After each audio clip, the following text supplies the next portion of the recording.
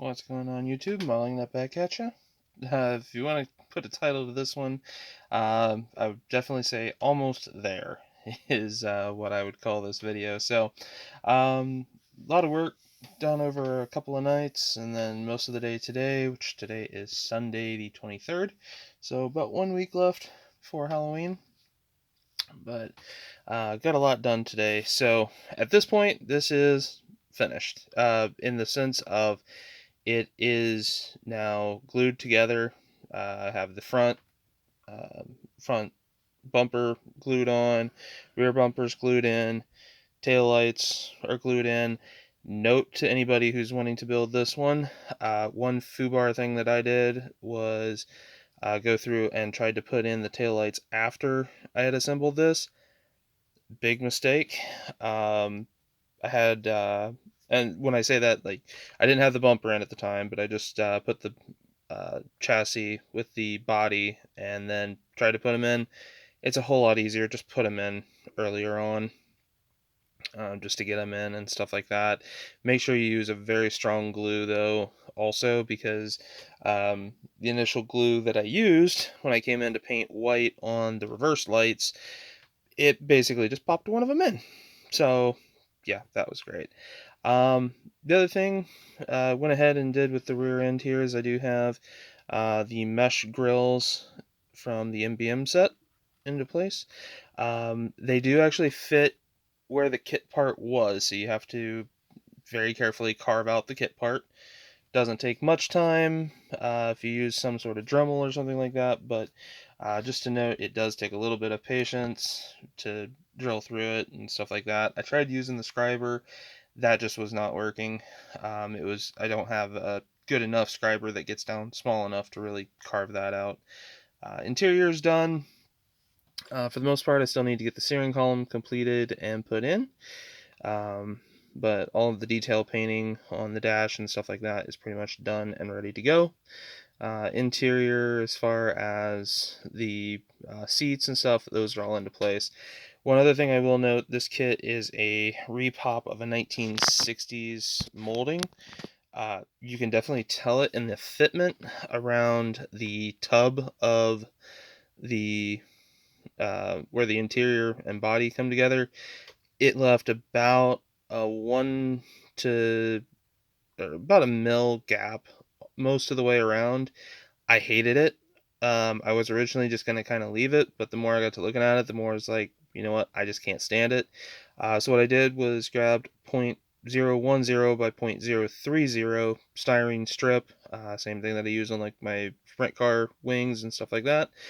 It is probably one of the handiest pieces of strip styrene to get. In fact, I have a package right here, so if you guys have ever wondered what I meant when I was saying those numbers, this is the strips that I'm talking about. So 0.010 by 0.030 or 0.25 by 0.75 millimeter strips. This is probably the most handy set of stuff to have. So I'd highly recommend picking you some up if you're doing any sort of builds. You can just fill gaps so much easier with that stuff. You don't have to worry about shrinkage when you do it that way and stuff like that. So rant over, but went ahead and just trimmed out the entire thing in that. To be honest, again, if I probably didn't mention it, you wouldn't have even noticed it. So came back, just touched it in with Tamiya X1. I'm not even going to worry about clear coating, anything crazy like that.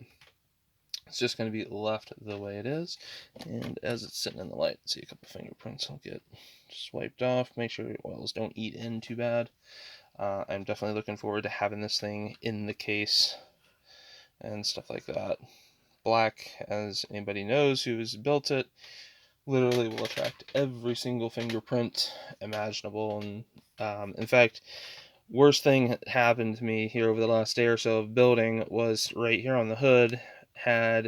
Was working with super glue and some other glues, left a huge fingerprint right on the front corner here. Come back in, sanded it out, buffed it out. Don't even know that it ever happened, but yeah, this has not been a smooth process overall. Still have some additional work to do inside of the engine compartment here, though.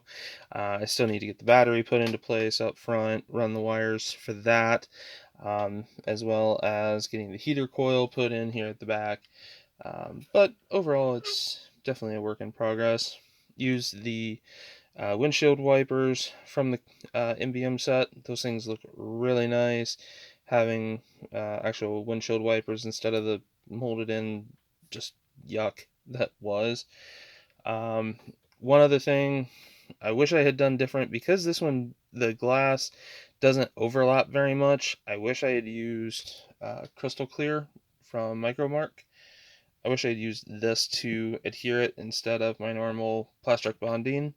This stuff usually doesn't ghost or fog anything, but again, because of the fact that I was having trouble getting it to lay down, put too heavy of a coat on, and yeah, it fogged in a couple of spots. But again, at the end of the day, it is a model kit. It's not gonna be 100% perfect.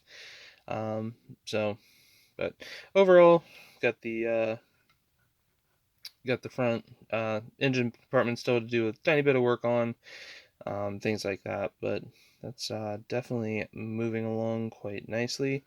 So yeah, go ahead and get that shut. It is an interesting way that the hood actually kind of hinges and works.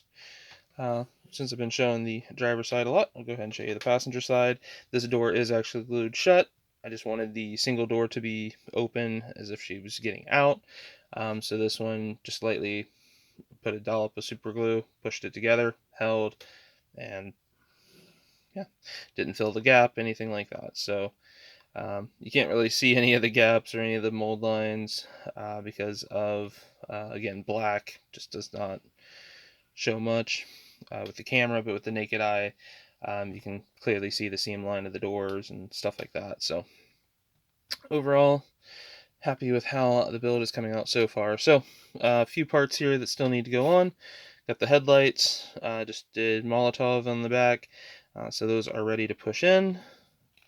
Have the tiny little mirror here I need to get flipped over and get the MBM part put onto there. Got the visors. They were actually on the glass the last time you seen them.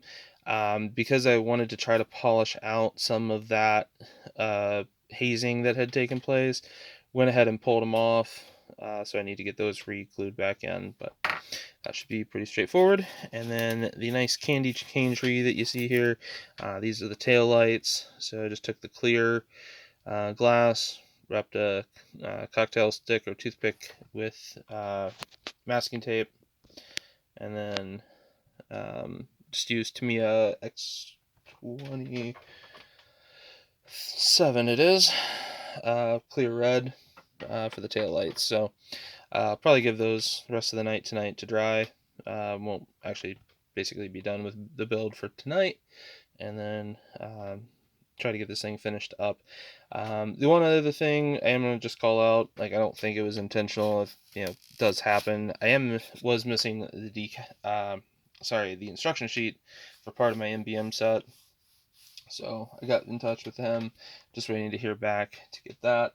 Also, have to admit, this is probably the tiniest pieces that I've been able to save from the Carpet Monster.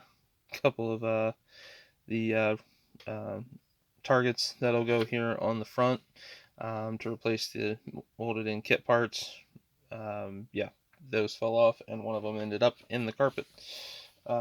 Was surprised that I was actually able to find them, so yeah, super happy about that.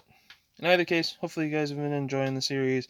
Definitely enjoyed this build so far. It's not like, again, it's an old kit. It's a 1960s era kit. You're doing a lot of updating with the MBM set and stuff like that. Take your time, do it right, and stuff like that. To be honest, I feel like I'm kind of rushing it in spots, but yeah. So hopefully you guys have enjoyed the video so far, and I will catch you in the next one. Peace.